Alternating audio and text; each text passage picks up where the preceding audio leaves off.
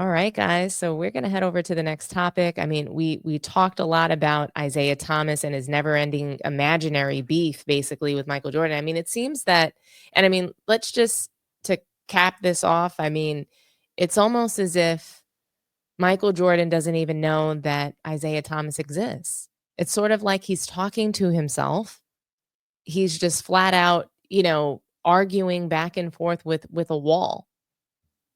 It's basically imaginary beef at this point, in my opinion. That's almost how I see it because Michael Jordan is not responding to this man. He's giving him the silent treatment. He's paying him the same attention that he did last year and the year before that. None at all.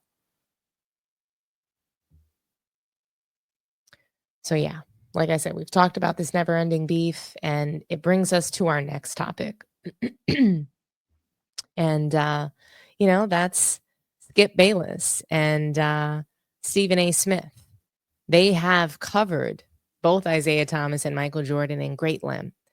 Skip Bayless and Stephen A. Smith, they have reunited on Skip's podcast, and they get just caught up on a variety of topics. I mean, almost half the show was spent discussing LeBron and the Lakers, which is pretty interesting, just given Stephen A.'s confrontation with LeBron, right? I think it's just rich because isn't it funny that he gets into this lively confrontation with LeBron James at courtside at the Laker game. It goes viral. He's being roasted all over the internet. And guess who's pretty quiet about this? Shannon Sharpe. Shannon Sharpe had nothing to say. He didn't back him up or anything like that. He wasn't defending and coming out in defense for Stephen A. Smith.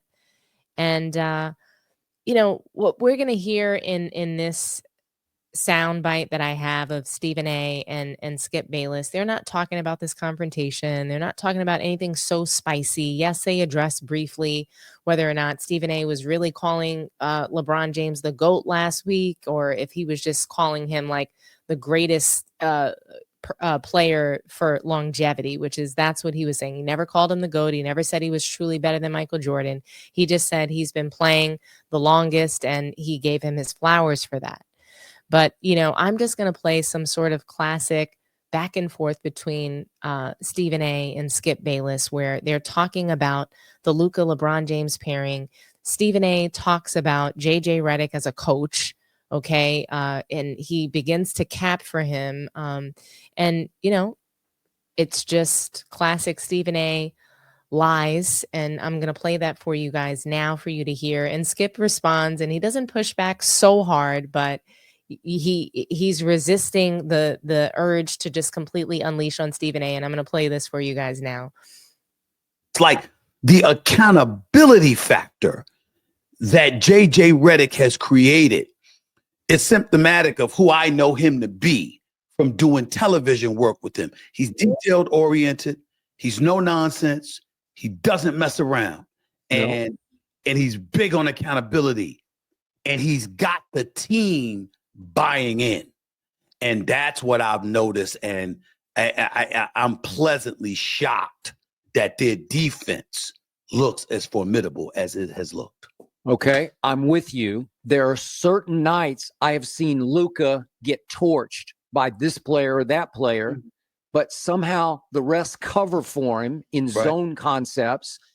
And Luka can steal the ball a la Larry Bird, as you know. He can get his hands on balls in the passing lanes. He can disrupt. And so the mindset is still a defensive mindset, even though he can't shuffle his feet like some can. Even LeBron at 40, he is still moving his feet. He will lock in and lock you up.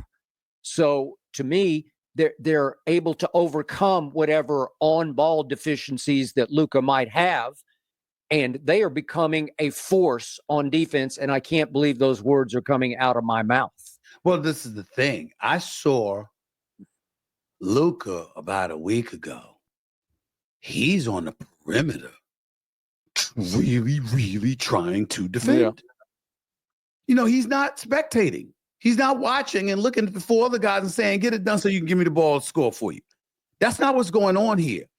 Everybody has bought in, and you see the level of accountability that JJ Redick has fostered is what I've been impressed most.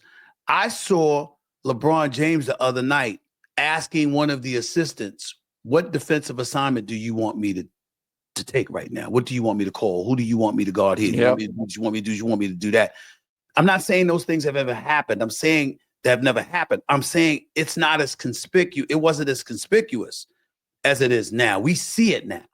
And we see it, and we see them looking over to the coaching staff, which, by the way, has 2 former head coaches in Scott Brooks and Nate McMillan on the squad. These men know what they're doing. Yeah. And that's what I've been noticing, and I can't say enough about it. I really can't. Okay. Although JJ wasn't known as a defensive specialist with a defensive mindset.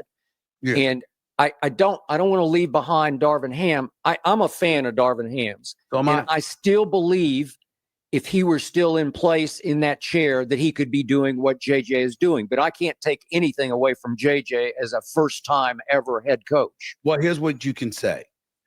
I can certainly believe that defensively because that's Darvin Ham's specialty. Yeah. Offensively, that was not the case. Yeah. JJ Redick's and LA's offense is night and day compared to what it was with Darvin Ham. I expected it to be reversed, meaning they'd be successful because of their offense rather than their defense. I expected that. And I think the reason why we can't avoid giving JJ Redick credit is because everybody that expected him to have any kind of success, it was because of what his mind would ooze offensively. That's not what's happening here. It's also defense. And that's where it can't be ignored. I know, but Stephen A., he's got 2 Magic Johnsons running his offense now. He's got 2 basketball geniuses running his offense. Well, I don't know how much you need to coach offense with those 2 running the show. You can say that, Skip, but Phil Jackson taught you this. Don't mess up a good thing. You can mess up something that's good. No, that's true. You know, there is something to be said about you messing stuff up. Yeah. So we got to be mindful of that because that's what we're talking about here. We're talking about a rookie coach who's never been a head coach on a collegiate level, never been a head coach on a high school level, wasn't a head coach. I mean, he's coaching his son, little league coach for crying out loud. I mean, getting ejected at his, I think his 7 or 8 year old son's game. This is what we're talking about here.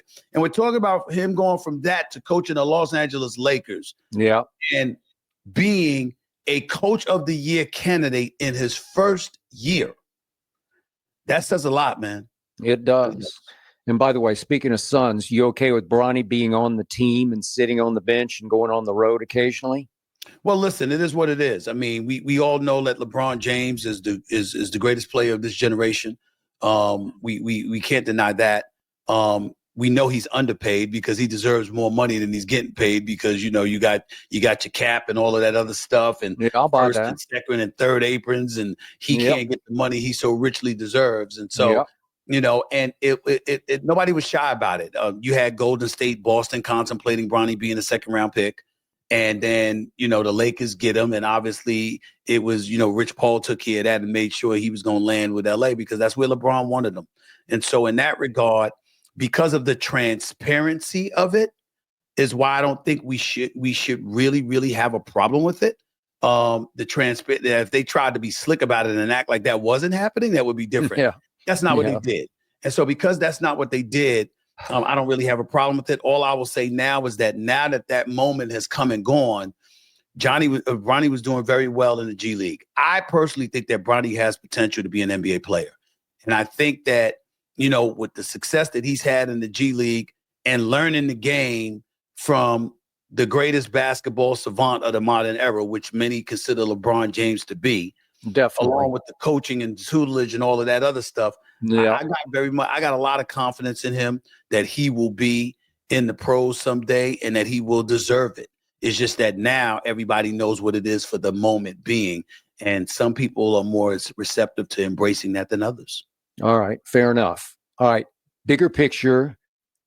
How far can this Laker team go with Luka? Okay. So Skip tries not to go scorched earth on Stephen A. Smith. He's praising their defensive capability this season. And I get it that people are reporting that the Lakers have the #1 defense in the league. I just think that it is a joke. There's no way that they truly have the #1 defense in the league if 3 of their starting 5 players can't defend.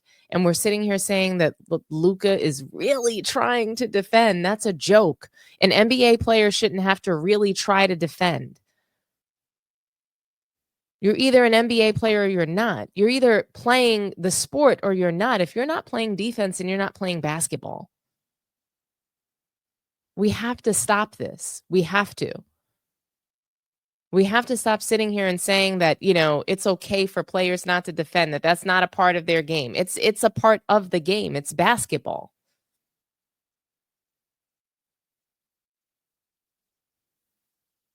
It's simple. It's basketball. There's offense and there's defense.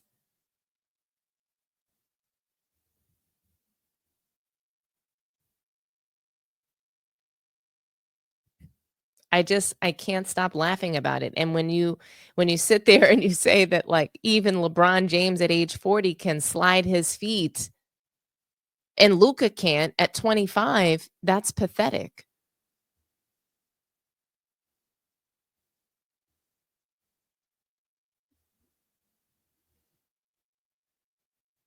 I would like to see Luka defending on the perimeter.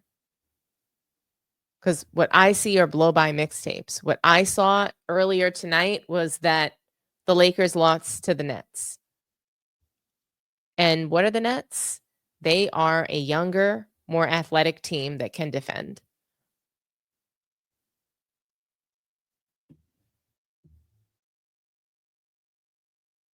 Lakers can't beat Boston.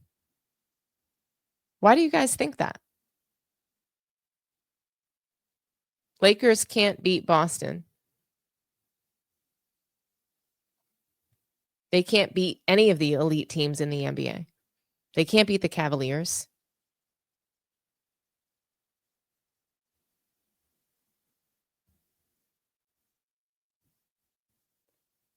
To hear Stephen A. Smith cap about LeBron and to hear Skip try to really, not go in, because look, you have a situation where, maybe it's some level of growth on Skip Bayless's part. He's trying not to jump right in and start his usual hate for LeBron James, right?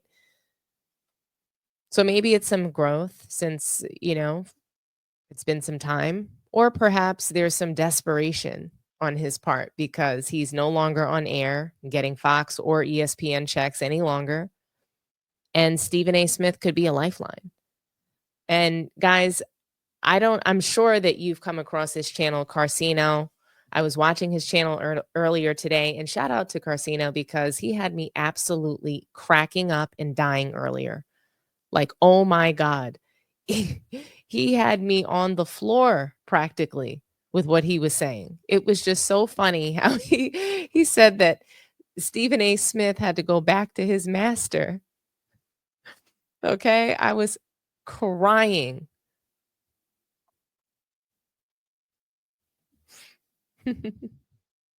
I mean, when you think about it,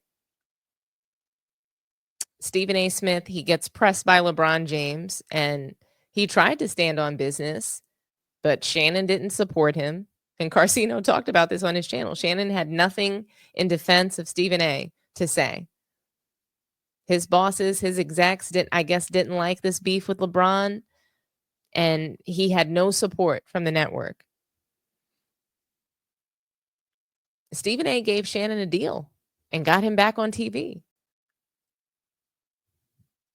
Carcino said that Stephen A. went back to his master, Skip Bayless, and I was rolling. I found it really funny because the very last thing that they talk about on the show is whether or not Stephen A. Smith wants to run for president. And I'm not going to bore you with this soundbite, but he basically said that if people were calling on him to do it, if people were so compelled and asking for him to run, that he would. And not only would he run, but he knows that he could beat anyone that was in front of him, any opponent, any Republican, any Democrat. I applaud Stephen A for his confidence, but it makes more and more sense why he does the things that he does, why we call him Stephen A snitch. It's because he clearly has these political aspirations and wants to be powerful. Even if he doesn't want to be president, he wants to be powerful at the very least. He wants to be able to influence the public. Because of his hunger and thirst for power, Stephen A. Smith, he'll never, ever be seen as a trusted source in the media. Not now, not ever. It's always interesting to me that he ran, it's really interesting that he runs to Skip Bayless, of all people. He runs to Skip's channel to make this weird announcement like that he has something in the works in the world of politics. But what do you guys think? Was Stephen A running back to Skip Bayless for shelter because Shannon didn't support him? What do you guys think? Was he running back to Skip Bayless for shelter? Call in. Talk to me nice.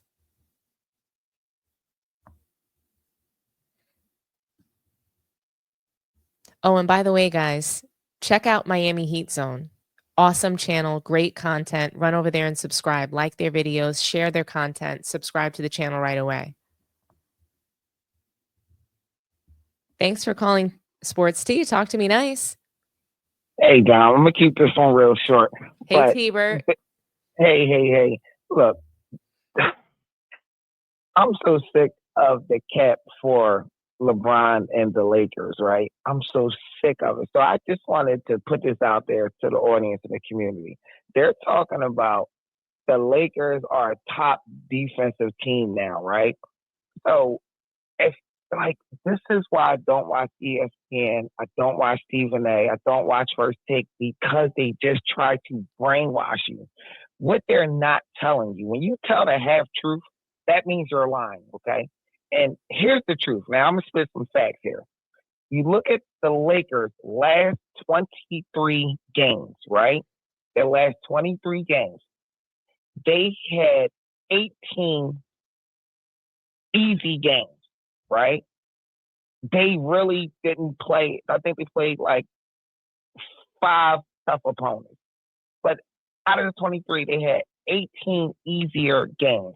Now, let's look at the streak that they went on. They went on a 8-game win streak recently, right? Until they just lost to Boston, right? Right. That 8-game win streak, they only played the New York Knicks, who are a middle-of-the-road team, right? They played Minnesota, who's a middle-of-the-road team, and they played Denver, right? They played one of the easiest. Their last few games are some of the easiest games, like scheduling wise. So look, here was the easy games. They played New Orleans, they stink. The Clippers stink. Back to back with the Clippers, stink. They played Dallas, stink. They played Portland, stink. They played Charlotte, stink. They played Utah, stink. They played Utah again, stink. They're not telling you they played some of the worst teams in the league, and they sprinkled in 2 medium teams, right? Like, so how hard is it? How hard is it for your last 23 games, you had 18 easy ones. Your last 8 games, you had 6 easy ones. Your last 12 games, you had 9 easy ones. They put them on one of the easiest schedule, the second half of the season. It's so easy as of right now. It's not a hard schedule. So why do you think their defensive rating just skyrocketed? It's because the league manipulated the scheduling of the games for the Lakers. Because we got to have the Lakers in the play-in, or we got to have the Lakers in the playoffs. They're not telling the truth. Stop listening to ESPN. Stop believing in people. It's so easy. Just pull up the games, look at the rosters, look at the schedules, look at the standards, and make the call for yourself. That's all I wanted to say. I'm sick of the cap. I can't take it. I don't blame you. It's the Lakers' defensive rating is inflated somehow. And you're right. They played horrible teams. And I mean, Ticket TV has mentioned that they're playing depleted, beat up teams. They're beating up on depleted teams. They're playing teams that are fake news teams. The Clippers are not real. I think they played them 3 times in the last month or so. So it's laughable. And the idea that the Lakers are a true contender, it's delusion. And I mean, we're already seeing LeBron James quit right in front of our eyes. With the schedule's getting harder, and he's all of a sudden out with a groin injury, flopping on the court when Jason Tatum drives to the basket baseline. It's just awful. And like I said, they just lost tonight against the Nets. And no, LeBron wasn't on the floor, but I mean, where was the defense? Why can't they beat the Nets? Wow, that's the funny thing. I didn't even count the Nets game, because when I pulled up the Lakers' recent schedules, and I guess it didn't update. I forgot. So that's another easier team. And real quick, if you look at their losses, right? They lost to the Nets. I'm not going to name Boston. They lost to the Nets. They lost to Charlotte. They lost to Utah. They lost to the Sixers. They lost to the Clippers. They lost to San Antonio. They lost to Dallas. Like, they're losing to bottom feeders too. Like, come on. But the fact is that the league is putting those bottom feeders on their schedule after the All-Star break, is so they can get that push into the play-in. And I'll leave it there. Thanks so much for calling in, T-Bird. I really appreciate you, buddy. I got you. Talk to you. All righty. Wow. So we do have some super chats that came through and some really great comments. Thanks, guys, for all of the engagement in the chat. Amazing. I want to shout out the moderators as well. Do me a favor as everyone is loading into the room. I know there's some people that are still catching up to the show, but we've got about 40 likes or so. If you guys can do me a favor and smash the like button for me, run up these likes, like. And help me share this stream. Let's get the word out there for Sports Tea. But our first super chat that came through is a $5 one from Fila Speaks. Thank you so much for the $5 super chat, Fila Speaks. Salute to you. And then we have another one, $4.99 super chat from Aaron G. Thank you so much, sir. We have your comment. It reads, the league lets the Lakers play way more aggressive than their opponents. Absolutely. Not only do they get to play way more aggressive, they get to attack the paint and literally just bum rush the paint. So LeBron at will grabs the ball, runs full head of steam into the paint, sometimes traveling into the paint, who knows, but shoulder down, head down, running over defenders, just completely bum rushing the lane. And with Luka on his team, there's no stopping that, because he is the leader of the FNBA. He is one of the leaders of the FNBA that's going to get that preferential treatment. They're going to get calls. They're going to get home cooking. They're going to get FNBA calls. They're going to get it all. So the Lakers are on their way to, however far they're going to go in the postseason. I doubt they're going to win the title. That would take a lot from the refs, and I don't think that they're going to be able to stop teams like Boston and Cavaliers from completely obliterating the Lakers and attacking Luka and LeBron. So they're going to attack LeBron in the second half when he gets tired. They're going to attack Luka because he just can't defend and he's too fat. So, it's just going to be open season for the Lakers come postseason. And, Luka and LeBron are both better off just kind of like faking an injury for the rest of the season. So, yeah, I mean, we're having a really good show. I can take one more call on this topic if you guys are feeling froggy.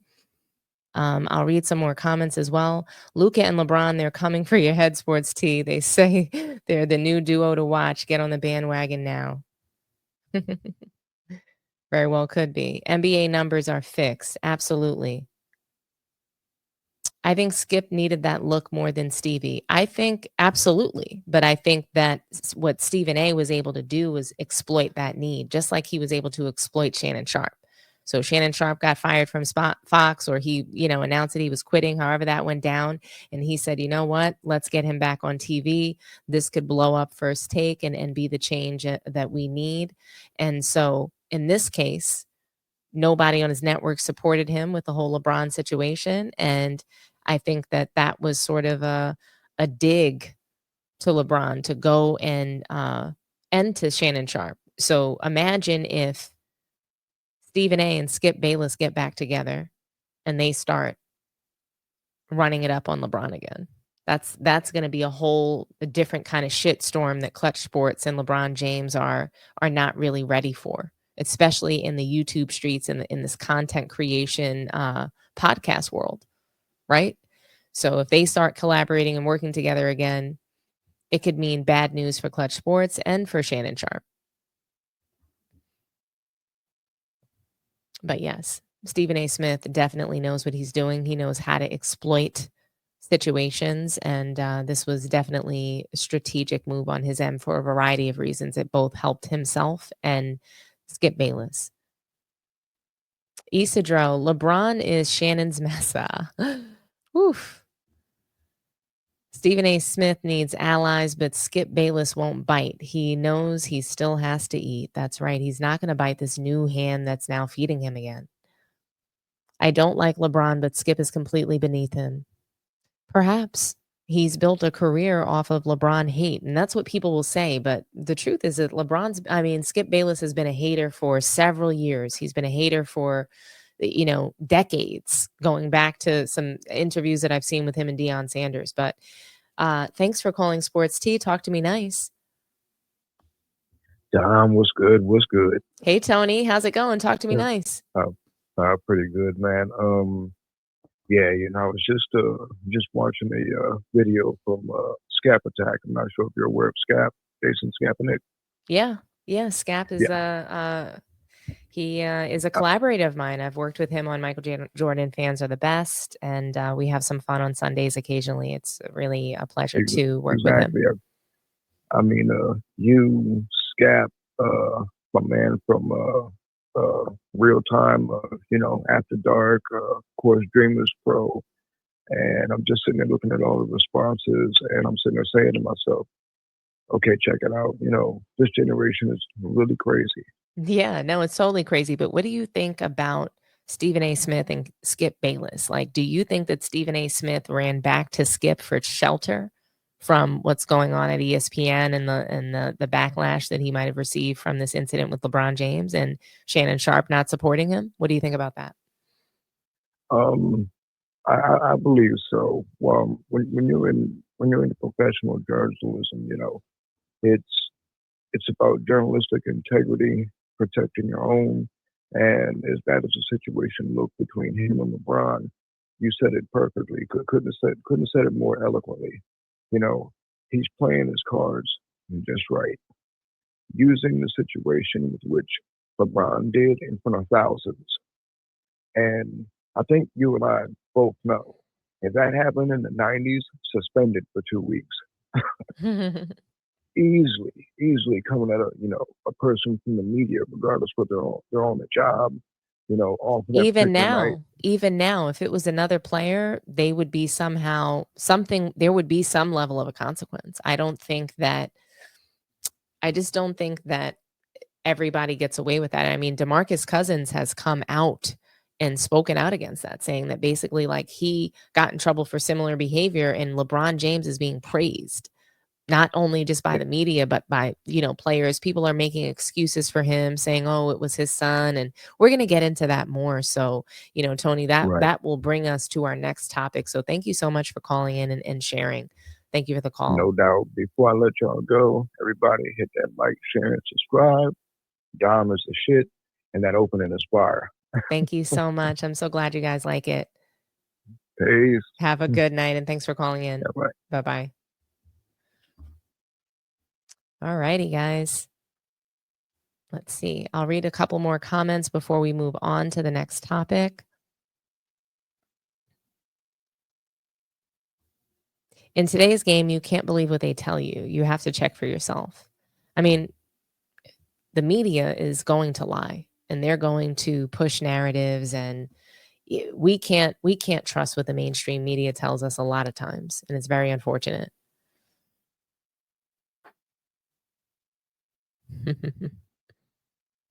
Euro players are notorious for being poor defenders. Yeah, and I mean, it's because they're not athletic. For the guys that can't play defense, it's because they're missing athleticism. They show up to the NBA with a dad bod. They show up, they look crazy as hell, like this. Like this.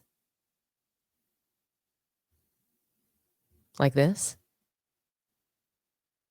These are the kind of bodies that show up to the NBA. So, of course, they're not going to be able to defend. Why would they be able to defend anybody? Who are they going to guard?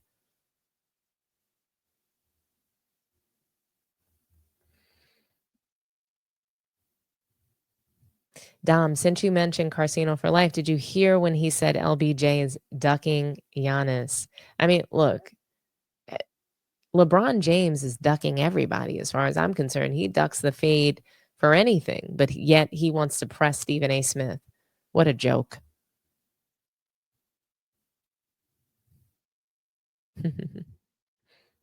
Most of the NBA's bad teams. I mean, right now, and I'm gonna talk about this in a separate video sometime this week. I'm gonna talk about the West Coast and just how god awful the West Coast is right now.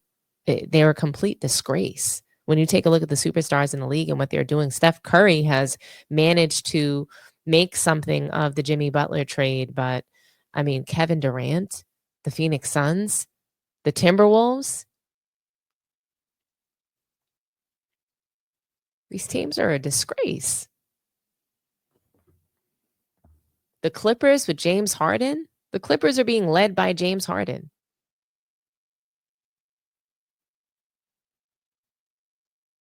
The West Coast is awful. I cannot imagine anybody from the West winning a title. LeBron will lock you up. I mean, that had me cracking up. LeBron will lock you up. I mean, in comparison to what Luka Doncic is going to do, yes, he's going to play lockdown defense in comparison to Luka. At 40 years old, he can still move his feet. And I mean, that is the point. I even agree with Skip Bayless to that point. I've been saying it, that LeBron James is more athletic and can do more on the floor than Luka. And it's true. Luka cannot run, he cannot jump, and he cannot dunk the ball. I don't want to hear comparisons of Luka Doncic to LeBron James.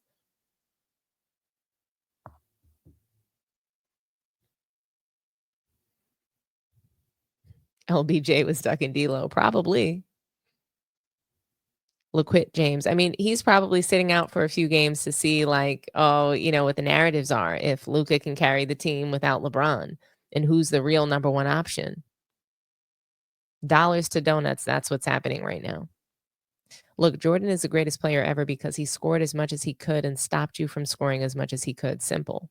I mean, that's just, it's offense and defense, right? So thank you for that comment, Richard Adams. It's offense and defense. That's what basketball is about. LeBron, MVP candidate, FOH. Absolutely. It's outrageous to me that he would be on an MVP list, top 5 for MVP. As a number 2 option. Where do they do that at? Who has been nominated for MVP that's a number 2 option on the team? Who? Kyrie Irving was balling all season long. He wasn't in MVP conversations. And he was just a number 2 that was promoted to number 1. LeBron James has not been the number 1 option. It's Luka Doncic. It was Anthony Davis prior to that. Anthony Davis was in the MVP discussions, and Mel brought this up. Mel, shout out to Mel from Man Down Sports. We talked about this. How is it that Anthony Davis was in MVP talks and he leaves the team and now LeBron is number 5, 5th place voting? The state of the NBA is a goddamn abomination. That's why people are watching Unrivaled in WNBA. If you're not going to dunk the ball, if you're going to shoot all threes, if you're not going to play inside, then you're basically playing a lesser game than the WNBA. You're playing a lesser basketball game than the women's sport. NBA should be ashamed of themselves.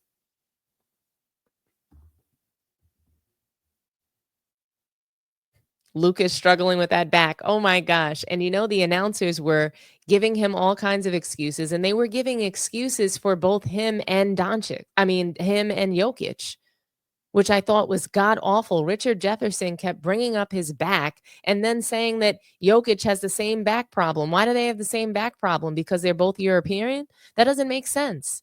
Just because they're both foreign players, leaders of the FNBA, doesn't mean they have the same injury. What, they got together and they gave it to each other? It's contagious? My back, my ass. He dropped over 30 points. Luka Doncic he sits out of games when he's injured. I don't want to hear that he's dealing with his back. He sits out of games. He has no problem sitting out. He misses 20 plus games a season due to injury and being fat.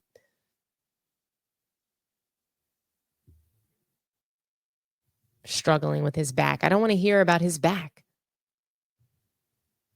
If you're on the court, there's no back problem because when he's injured, he's going to sit out. He doesn't play through injury. He's not that kind of player.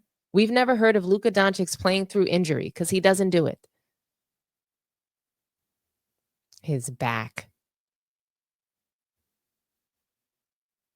I enjoyed that Nets win. I mean, how could you not? A bunch of nobodies playing the Lakers and they wind up winning. It's a beautiful story. Salute to the Brooklyn Nets. Shout out to the Nets.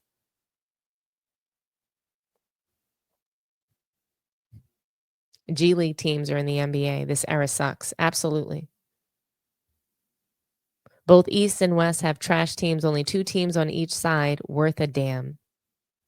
Shout out to the chat. Salute to the chat, guys. Like I said, do me a favor. Smash the like button.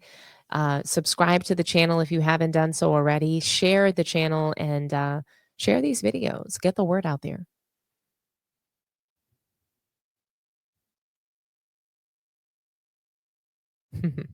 Stephen A, he might not ever run for president. I hear that he's a womanizer, so I don't think. And look, I mean, I don't think that really matters anymore. Look who our current president is. The bar for presidency is pretty low. That's what it seems like to me.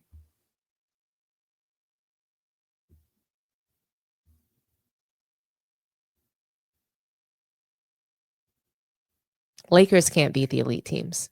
We know that. We've seen that. Salute to Afro Universe. Go and subscribe to their channel, guys. Great content. Exactly. You can only hide them and protect them so much in the playoffs. Defense wins titles. Well, defense wins games, rebounding, and defense wins titles.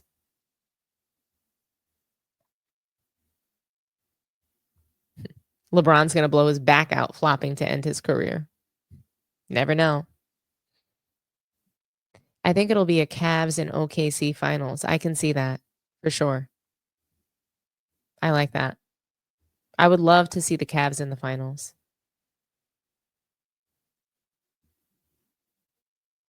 But I would also love to see Boston repeat.